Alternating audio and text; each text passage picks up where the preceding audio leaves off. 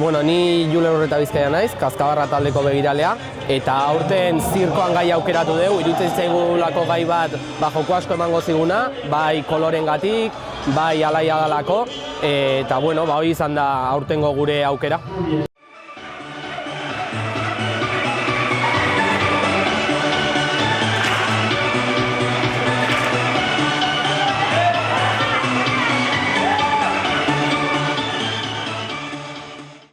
Bueno, eta zirkoan gaia lantzeko lau mozorrotan banatu geha, bat da dantzaria, bestea malabarista, hirugarrena paiazoa eta laugarrena da magoa.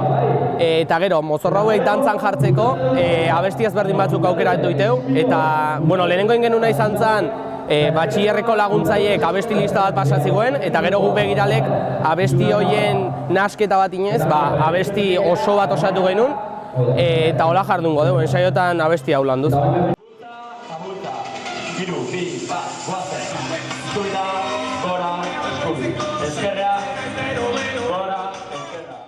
Bosteun pertsona inguru izango geha, eta adintartea izango da, bueno, daude LH3-tik LH6-a, pero DBH batetik DBH lauea, eta baita ere sartuko ja dantzaitea batxiller bat eta batxiller bikok. Hoi izango da gure adintartea.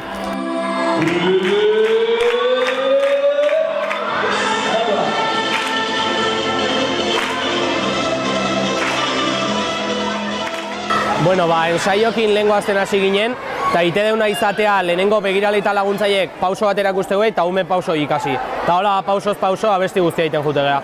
Oain arte egia esan nahiko ondo jundia, umeek nahiko azkarra dira abestia ikasten, da nik uste denbora errex emango igula dantzak bukatzeko.